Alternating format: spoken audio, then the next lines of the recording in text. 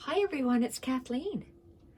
Have you heard of the Journal of Stitchery that Rachel from Roxy Creations, her sister Sarah, and their mom are going to be doing for 2022? I love hand stitching. As some of you may know, I hand stitch every evening. I do wool stitching, embroidery, cross stitching, samplers. I do all sorts of stuff. I'm jumping on their bandwagon. I'm joining and following what they will be doing for their prompts. The gist of what I gather is that Rachel's going to be using old book covers. I've selected 2 book covers, and they're going to be doing a block, which will be a page in the journal, 1 block or 1 page a month for 6 months. And then at the end of the 6 months, they will bind in their book covers or accordion style or whatever style they choose. I use fabric hinges and I use exposed spine. I use Battenberg, and it's going to be a OMG wow journal. I will follow their prompts, and I'm so excited I had to jump on and share things with you. I don't know what they're planning. I will be following along with them. And I'm also going to be inserting pieces that I have already done, because what do you do with all these pieces? You collect them, you put them in a drawer, you put them in a basket. I want to display them. Sometimes I put them in a piano roll, but this time I'm going to be creating a few of these journals. And why not? I have these beautiful journal covers. They are going to be doing a sampler this month. I've started a sampler, and I'm going to, and it's a little bit bigger than what I plan to use, but I'm going to put it in here anyway. I'm going to maybe switch up my colors, because I started with peach, light orange, or mango, and olive green. And I started to create a sampler. They will be creating a sampler as well. And because this month is very busy for me, I will work on my own sampler, and I'll show you when I'm done. The sampler. I thought that I would create a cover page for Journal of Stitchery. I went on my computer, and I have fonts loaded on my computer. This font is called CK Becky. This is size 72 right here. This is the font, and that's the size. I printed it. I took this, and this is a scrap piece of muslin. I bought it new in the fabric store. It's in the utility section of the store where they sell tea towel fabric, interfacing, that sort of thing. Unbleached cottons, sheeting, that's where this is. So I took this. Okay, let's pretend it was this one. I took this. It's my unbleached cotton muslin, and I laid it over top of my printed sheet of paper. And you can see through it, barely. But if you go to a window and you tape this to the window, take your micron archival ink pen, it's very fine, and you can trace the letters. And when I trace the letters, this is what they look like. Journal of Stitchery. So I'm going to take a dark thread, and I'm going to outline this. This will be my cover page. So that's one easy way of getting a cover page. So what Rachel has and Sarah have said, well, Sarah, watch their videos. I'm going to be putting their links in the description box. They show different things that they're going to use. They're going to use a base page on which to stitch their themed pages on. So I'm starting this. I wanted to show you how I'm going to start setting mine up, and I wanted to show you some of the things I'm going to be adding to mine. So because I've chosen this cover, this was a scrap piece, and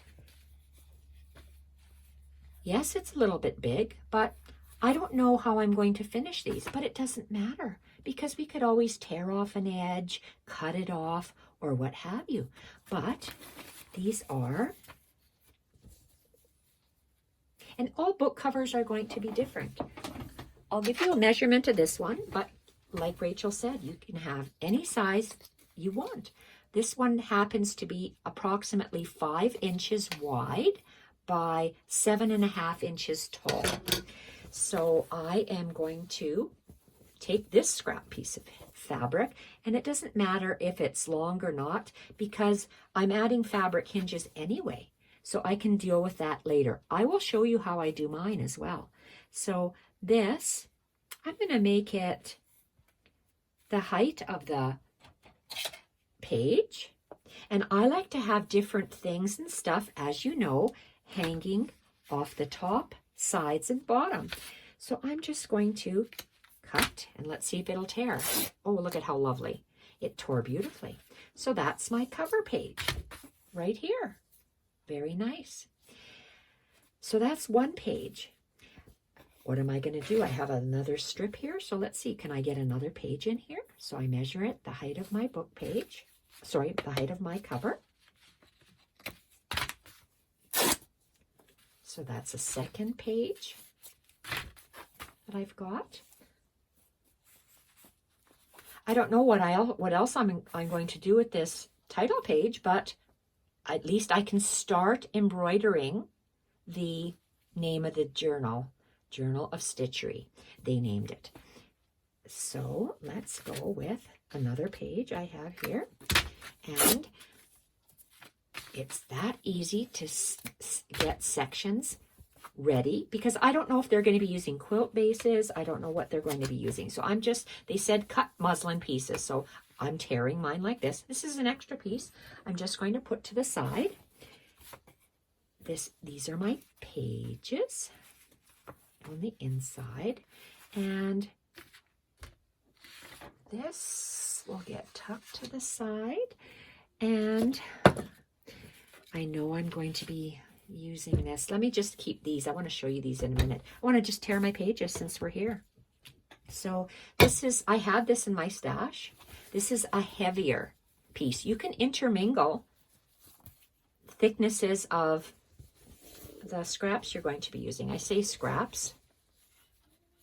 This piece is, you can see it's about that. How much is that? I don't know. So what I'm going to do, I'm just going to work with what I have. So I'm folding this in half. I don't know if this will actually tear or not. So let's see. I don't know. Oh, yes. Oh, wow. That's heavy. See, different muslins have different thicknesses.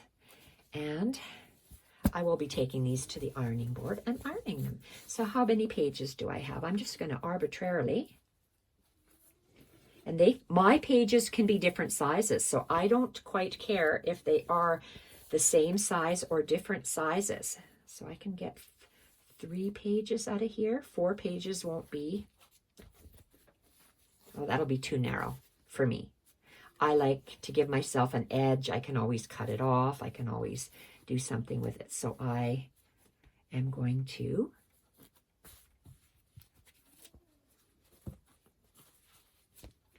fold this into thirds. Okay, so I am just going to tear my pages. So and I'll give it a little snip over here. So this is just how fast and easy it is, whoa, to get your pages ready for this project. I'm going to be taking them and ironing them, but at least I have them here. So I have several pages because I have a couple of these books that I'm going to be using or adding my things and stuff on top of it. You see, some of them are bigger. So let's see, what do we have here? This my cover page is just the right height, but it's wider. So this other one,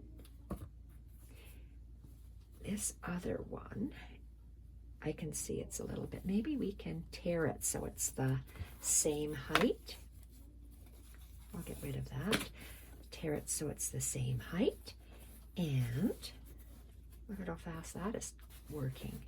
This. Oh my. Oh boy, that's hard. Okay, some fabrics are easier to tear than others. So at least for me, they're the right height. My length is going to vary because of I'm going to have hinges on mine, fabric hinges, probably these muslin hinges. So let's see. Oh, wow. That one is just the right height. Maybe a little bit smaller than that. Let's have a look. Maybe we can go like this. Let's go this way. So it's that easy to find some muslin, tear them in the right spots, as tall as my cover.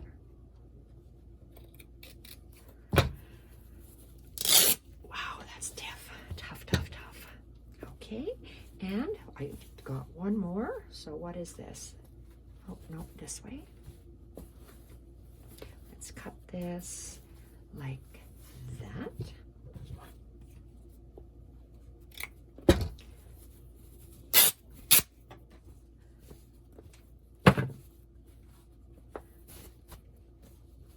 So we'll see what we have before. I will be sewing my book together at the end, but I'm working on pieces like this. And this one here is the same width. So let's, or the same height, I mean. 1, 2, and 3. So they are making 6 pages. So I have a little bit more than 6 pages. That's okay, because I stitch every night. Oh, look at that one's a little bit stained, but that's okay. It'll be covered up. These are just the backings. So let's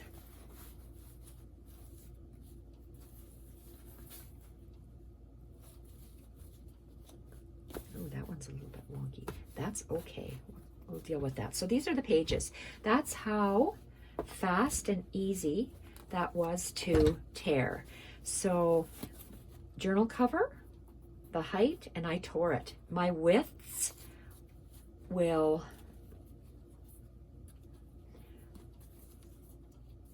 I should see if these are all the same. Maybe I can just trim them all at once. 1, 2, 3, and then I have these ones here that are a little bit longer. So how did I center that? A little bit longer there.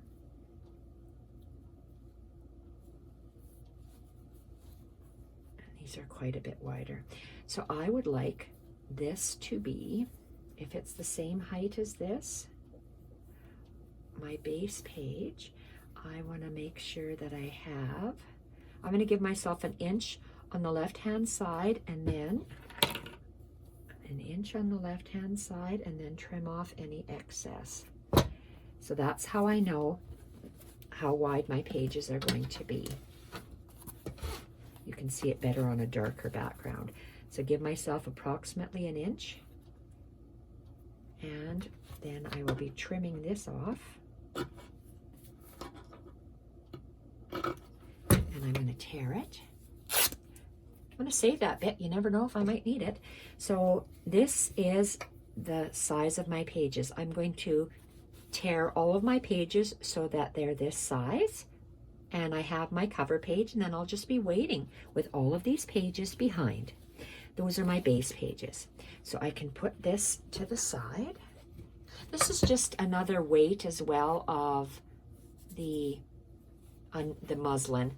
So I don't need this. So I can actually put that to the side. So all of my pages I have here and my cover, I can cut all of these when I'm off camera. So they'll fit inside here. Journal of Stitchery. So what are we going to include in the Journal of Stitchery? Rachel, I call her Roxy. Rachel, it will be creating Rachel and Sarah will be creating a sampler. So I'll be following along with them, and maybe my color palette might change. So either I'll add this in a different book or I'll add it in this book. So this is a sampler of stitches that I'm just working with. On my page, I'll have to narrow it down. I like framing my work, so that's what I will be doing on mine. This is another piece that I did. I love Cinderberry stitches, and I purchased a pattern to do a quilt of hers a long time ago, and these are just what I've hand drawn and done. It's hard. This is good to learn. I'm going to call these, I don't know if I call them a mistake but learning lessons. Look at how light pink. You can barely even see the light pink. I'm going to keep this for myself because, yes, I love light pink, but if you want to emphasize something, you don't really see it. But I love the little, these are hand-drawn things that I have drawn, inspired by Cinderberry stitches. So will this go in this journal? I don't know. It might not. We'll see. These are other things because I sew every night. I hand stitch every night. I have these things. What do I do with them? I don't know. They're just stacked up. So I'm going to be putting them in my, let's get this little thing out here. What am I going to do? I'm going to put it in my Journal of Stitchery. So that's what we're going to do. Journal of Stitchery. I have these little pieces. Look at that. Am I going to cut them out and use them? I don't know, but they're done. These are samples, samplers. I like to take a pencil and I draw in little quadrants. Just love these. I have not finished them. They're just because sometimes I just draw. I feel like drawing. Sometimes I stitch. Why is this here? Well, it's neutral. I love neutrals. Maybe I'm going to include this in here. I don't know. These are just you might not even be able to see it. I don't want to have my iPhone is perched on a lamp. And if I turn on the light, which will give you a better look, oh my gosh, my iPhone overheats. So these are just hand drawings of mine. I'm just showing you that you can incorporate anything in these journals. So just different hand-drawn motifs that I work on in the evenings.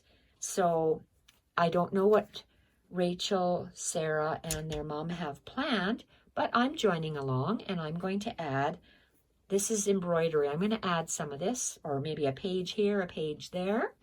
And these are just things that I've drawn, and I use this Micron pen, Micron archival ink pen.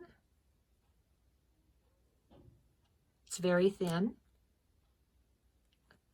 and it works really well to draw on. Beautiful things like this. So I like to outline, like I said, and just played. I just like playing. I like stitching. I like drawing and then stitching. And then these are just blank. I haven't really thought of anything to put on there yet, but that's okay. You don't have to do everything at once. Little designs for flowers that I was going to put on there. I love this stitch. Love it. And then look, there's a little needle. Isn't that cute? Absolutely adorable. I thought I would make title pages for something, but I don't know. And look at this. I love that design. And over here, sometimes the design comes out really pretty, and other times it's a flop. hit or miss. And this is just cross stitch fabric as well. I like to do my samplers on cross stitch fabric because I have a straight line to work with. That's what I like about it. Okay, so that's just stitching, and I'm just going to place that away for right now. Oh, I can pull back. These are hand stitch pieces. This is probably something they're going to be doing, is like this, except on individual pages. So I like this color palette a lot, so I'm going to be putting pieces of this in my Journal of Stitchery. And we made these before with the tags that handmade by Anne and Brooke. So there's all these little art book things that a person could put in there. And so instead of just keeping them in a box, we can just put them in a journal. So that's what I'm planning to do. I love this colorway. I love working with wools and just quilting pieces. So these are all that I did for the tag session. I didn't make tags. I just make handmade pieces because that's what I wanted to create, and because I knew I would put mine in books. Gosh, I love working on wool. This is one of my favorite pieces. Gosh, that's lovely. And sometimes you do something and it does not turn out. It's nice when it actually does work. Gosh, I love, yeah, wool is just amazing for me. So this sort of stuff, instead of keeping it in a box, oh, look at these little sheep, clouds, love that. Okay, so instead of leaving these in a box, we can put them in our Journal of Stitchery. Why not? So let's put these back. And I'm not going to show you everything. I'm just going to show you a color palette that I'm working with. I like neutrals, of course. Go figure. I love neutrals. This is Elganza Pearl Cotton. It's number 8. That's not my favorite. I like number 5, but this is number 8. It's a color palette that I liked, and it only came in size 8. It's the thickness of the thread. So various browns, grays, golds, and I've had this for a while because I love Sue Spargo designs, and I've had these, or whether I got them at a secondhand store. These I bought by the box full at, give a plug for our dear lady here, Prairie Points Quilt Shop here in Alberta.